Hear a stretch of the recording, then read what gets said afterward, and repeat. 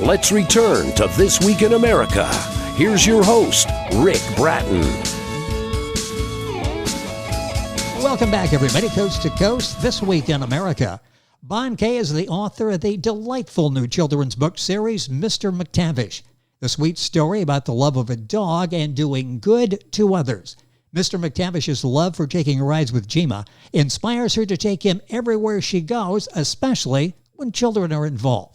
Mr. McTavish knows they will have fun when children will be there. He loves their unconditional love. Join Mr. McTavish and Gma in their journeys. Mr. McTavish goes to the library. Mr. McTavish goes to the hospital. And the newest adventure, Mr. McTavish goes to the community park. Bon Kay has lived all her life in Pennsylvania, became an author in retirement after a 34-year career in the real estate industry, including owning her own agency. She was inspired to start her series based on her Scotty dog, McTavish, who was her buddy for many years. She hopes her series of Mr. McTavish adventures will inspire others to read and improve the lives of children. Back with us on This Week in America, Bon Kay, creator of the brand new, highly praised children's book series, Mr. McTavish. The latest, Mr. McTavish Goes to the Community Park. Bon, welcome back to the program. A pleasure to have you with us. Thank you so much, Rick. It's been fun meeting with you. This is our third time. It really is. And you can go to YouTube, and you can link on by going to our website, This Week in America, watch all 3 interviews, just like Bon's series, 3 books so far and growing. We have 3 interviews so far and growing when new books are available. And you can hear about all of the programs there. And podcasting, we're on 22 podcasting networks. So This Week in America, you'll find us on Apple, Amazon, Google, Spotify, iHeart, Odyssey, a whole bunch of others. And you can find, again, the link on all that information on our website. This is a delightful children's series that's getting a lot of critical acclaim. Let's go back and talk about the beginning. What was the inspiration? I mean, you're retired, probably enjoying life at that point, and then you decide to take this on. What was the inspiration for coming up with the Mr. McTavish series? Well, I had gone to a high school reunion. I won't tell you which number it was. And I had come back from it. And right after I got back from my reunion, I had a organization called DonorsChoose.org sent me something about an elementary school teacher in my old hometown area that was looking for some funding that she could get from someone, and this organization finds money for these teachers for things that they can't get from their budgets or from their board of directors or whatever. And I decided that she wanted to have a charging cart for her children's first and second graders, their iPads, so they didn't have to race all over the school and find a place to plug it in because they couldn't take them home at night. So I gave her the full amount, and she sent me back a lovely thank you letter through the organization's website. And then that was that. And then about 6 months later, I got this big, thick package of thank you notes handmade by these children. There were over 50 of them. It was really, really great. She wanted me to check them all out and pick 3 of them, but I couldn't pick just one. So I just fanned them out on a cardboard, and I put that everybody was a winner, and I stood in front of it and gave her that picture, and she thanked me for that. And I had always thought that I would go back to my hometown with my dog, because I take him almost everywhere with me, and meet her and meet some of the kids. And now they probably would still be at the next level in grade school, but I said I would go back and take a look at this and say hello and everything. And it just never happened because I had a job at the time, a small job, and my dog passed. McTavish passed. And then the pandemic hit. So I sat there with nothing to do, and I decided, well, I think it's about time that I do something with McTavish and this story that I had rolling in my head for a few months. And it all got started with just sitting around, not having anything to do. And and it mushroomed from there because it's a great story. I believe that children are about due for a nice dog character that they can love again. So like Lassie, Rin Tin Tin. Oh, yes. Beethoven, Benji. Well, yes, Remember Benji? a real life animal here that you can like relate to, and we don't have purple sponges, all of us, in our lives, but we have animals in our lives, and it's something that the children can relate to. Bon Kay is our guest. That's BONKAY. Book available at Amazon, Barnes and Noble, the usual places. Facebook page, get a lot of information there, is facebook.com/Mr. McTavish Books, and all of that on our website, thisweekinamerica.us. I want to talk about the process of getting started, but before that, let's talk about the other two books in the series. This one is Mr. McTavish Goes to the Community Park. First one was Mr. McTavish Goes to the Library. How did you choose that topic to begin the series? Well, I wanted it to sort of be a surprise. It was all about the books and the thank you notes that the children gave me that started it all off. But I thought I would make it for the library and ending up in the elementary school library as a thank you to her. They had it in the library with all the kids there. And, of course, the dog always enjoys children, so he had a great time there when they were thanking us for this contribution. So that was my inspiration for that first book, was the actual dealings that I had through the DonorsChoose.org organization. When you started with that first book, Mr. McTavish Goes to the Library, did you know this was going to be a series, or was this sort of like, I'm going to do this and maybe we'll see what happens? I sort of had an inkling in the back of my head that it might be nice to have more than one story. And I have notes all over the place that I still haven't gone through again, but I have lots of ideas for my next series of books. Well, the second one came out then, Mr. McTavish Goes to the Hospital. I love this because he's really going in, spreading that love that he has, that comfort that he gives to the young people in the hospital. How did you come up with that particular theme for book number 2? Well, my inspiration for that one was my daughter, who is a pediatrics nurse. And at the time, she was talking about things that happened at the hospital. Though she couldn't go into details because of the patients, she did say that a lot of them get lonely. Their parents try to be there or support them as much as possible, but they do have some lonely times in these hospitals. And so I thought it would be nice to have a story about Mr. McTavish and his handler, Gma, take the things to the hospital that the children can use to keep them occupied when they don't have company. So we took them books and crayons and all kinds of games that they could play in the hospital. Another book so well done. All of the series is Mr. McTavish Goes to the Library, Mr. McTavish Goes to the Hospital, and now Mr. McTavish Goes to the Community Park. And I like this. You point out a need in a lot of community parks. Give me the storyline and why you chose Community Park for the third in the series. Well, we have a local community park. We have lots of local community parks, but there's one in particular that I like to go with close to my house, where it had almost everything that a child could want. It had a stream running through it that you could wade in the summertime and keep cool. They had a bridge that went over it. It looked like one of those old covered bridges. They had a picnic area. They had restrooms. They had all kinds of games for the young kids. They had a baseball field on the other side. So it was a very large park with lots of things to do. But one thing they did not have there was any type of refreshments. So people had to bring their own. And again, a lot of times when people bring their own, it kind of gets trashy. So I decided that park needed to have a goodie bar. And so Gma, I took it upon myself to make Gma a beneficiary of making a goodie bar at this park. And, of course, we had to name it after Mr. McTavish. Thus was born Mr. McTavish Goodie Bar at the community park. Bon Kay, Right. our guest on the program. The book series is Mr. McTavish. I love when you talk about McTavish, this dog that meant so much to you during the 12 years that you were together. And it sounds like you're not really exaggerating his characteristics as you make him the hero of these books. It sounds like he's just as gentle and warm and loving as he was in real life. Yes, I decided that if kids needed to have a lovable type of character, I had been thinking about it for a while and doing some research by watching the old Lady and the Tramp, Oh, because yes. I liked their Scotty character that was on there. I think his name was Jock, but don't hold me to that.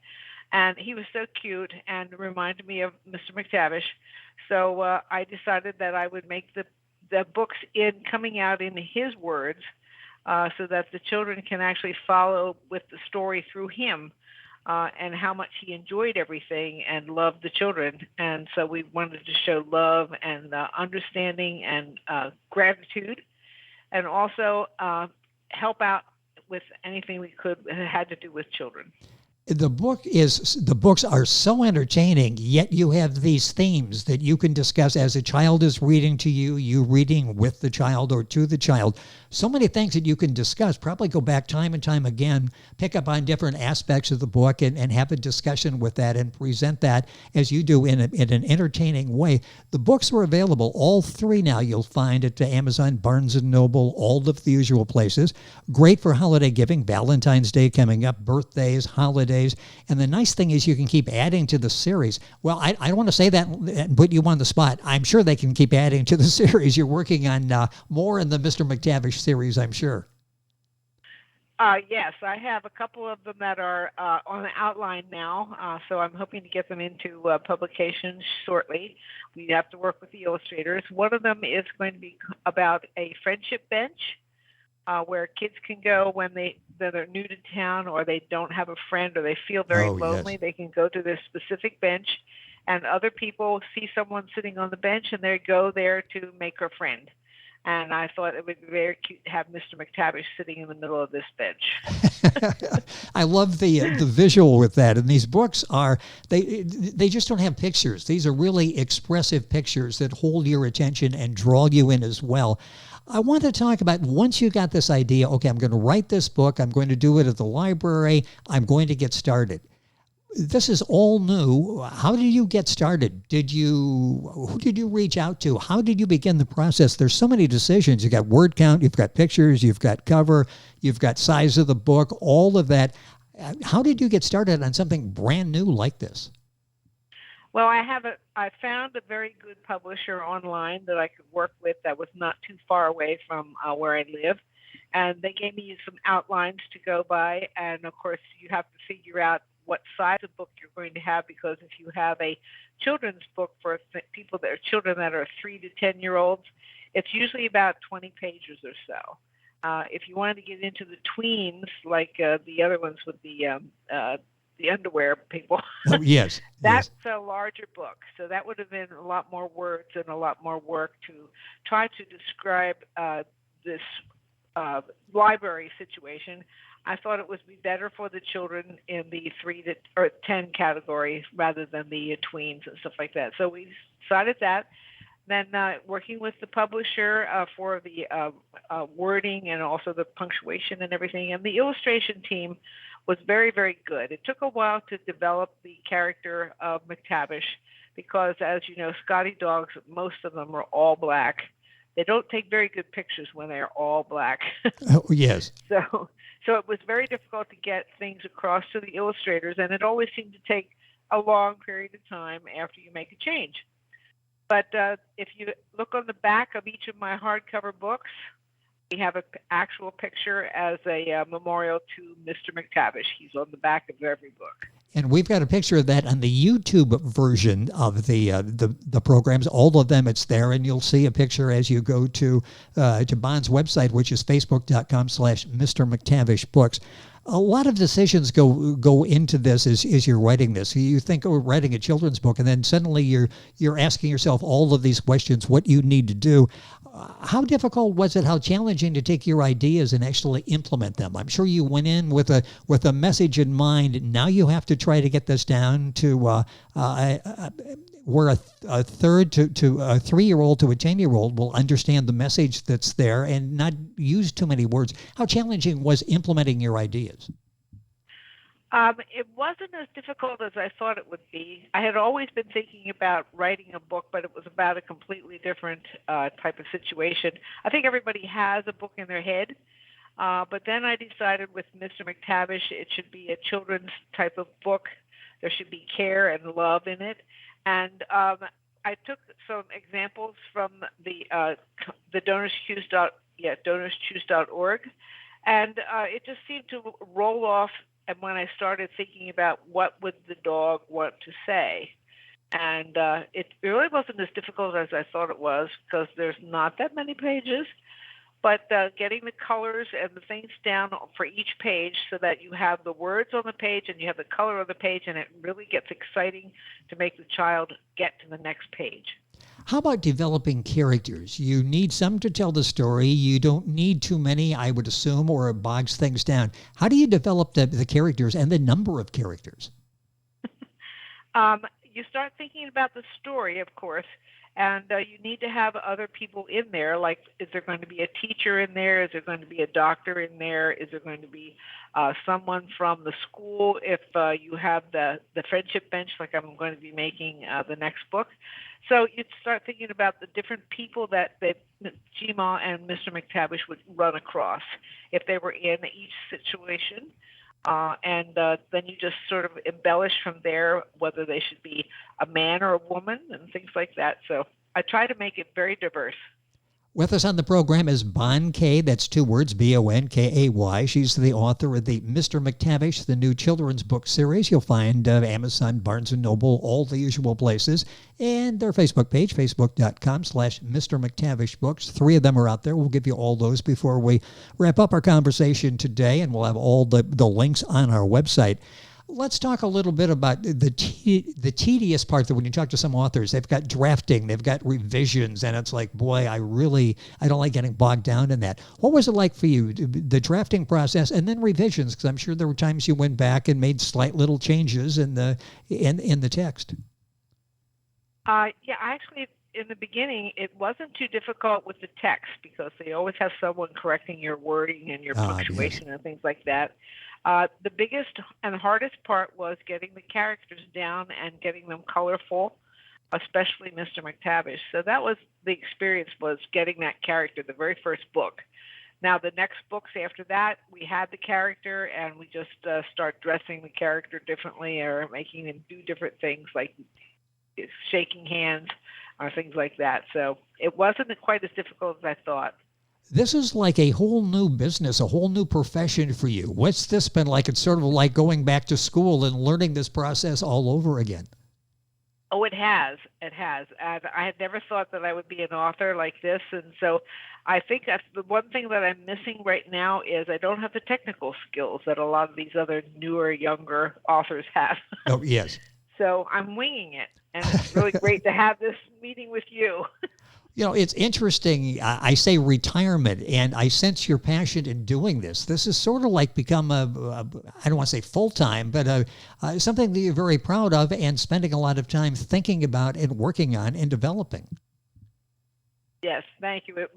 It was quite a job in the beginning, but it seems to have gotten easier, and I'm really enjoying it.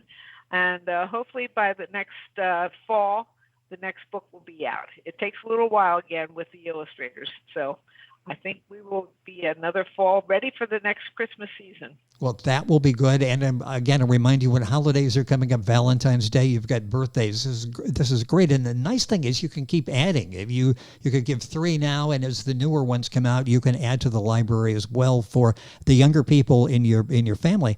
On YouTube, and there's a lot on YouTube that you'll find at Bon's site, facebook.com/Mr. McTavish Books. You do a reading there, the premiere reading video. What was that like, reading to a group of young kids, reading the book for the first time, and you bring those words to life? You can sort of close your eyes and see Mr. McTavish interacting. Oh, it was really great. In fact, I was very nervous because I hadn't read to kids in a very long time, that young. I did get some feedback from their parents before I had the book published. They gave me some feedback after they talked to the kids about the outline of the story. And then they were really thrilled to see the colors of the stories, too. So the colors are very important in my books, I believe. And the kids were wonderful. They really came through really good. At the website, on the website, you also mentioned merchandise. Is there or will there be some Mr. McTavish merchandise? If you're talking about gift giving, a book and some Mr. McTavish merchandise would be a great gift idea. Yes, I'm hoping it will get into merchandise. I did have some T-shirts made up with the logo on the front for the kids that we were reading to. And I have a few things that I'm thinking about developing. But again, that's in the hopefully near future. And you can check out all of this on the website, facebook.com, on Facebook's website, facebook.com/MrMcTavishBooks.com. And we'll have information as we go here. I mentioned book available at Amazon. Any particular place you would send them to get a copy of the book? Amazon's the first that comes to mind, but they really don't need the money. There might be somebody else out there, a local bookstore or somebody that could sell them as well. Where's the best place to get copies? Currently, the best place to get the copies is from the online bookstores. Barnes & Noble, of course, is another one that has them on there. And I've not bought myself through the Google books and things like that. But I believe that Barnes & Noble is another establishment, and we're trying to get it into the larger stores. It's just very difficult for a new author to get something into, like a Walmart or a Target or something like that. So we're working on that. Well, you've got the quality of the product. You've got the excellent response, the reviews from the people who have read, and the children. Nothing better than a review from a child who has read the book and been entertained by this. But it's been a pleasure having you on the program. Look forward to book number 4 and talking about that, and all 3 books now available. Mr. McTavish Goes to the Library, Mr. McTavish Goes to the Hospital, and Mr. McTavish Goes to the Community Park. All of these available at, as Bon just mentioned, all the usual places. Links on our website, thisweekinamerica.us. It's been a pleasure talking with you the past couple of weeks. By the way, again, all of these interviews, audio available online, wherever you get podcasts, and video, of course, on YouTube, and you can link onto those at our website, thisweekinamerica.us. Bon, congratulations on a series well done. This needs to be made into a video series of some kind, and hopefully that will happen here soon. Look forward to having you back on the program. Thank you for joining us. Thank you, Rick. It has been a pleasure. I have enjoyed it so much. You have a great day now. You as well. And Bon Kay is our guest, Bonkay. You can Google, find out where the book's available, or go to Facebook, facebook.com/MrMcTavishBooks.com. All of that, of course, on our website, thisweekinamerica.us. And you're listening to This Week in America. And we're back right after these messages. This Week in America is online. You can visit our website, thisweekinamerica.us. Scott Pinkerton, associate producer of This Week in America. Jay Anderson, segment producer. Ben Watson, webmaster. Otto Bechet, director of engineering and TV production. This Week in America produced and is a trademark of Blue Funk Broadcasting, LLC. For information on all of our guests and to listen to this week's show, our website again at thisweekinamerica.us. And I'm Sean Bratton, executive producer of This Week in America.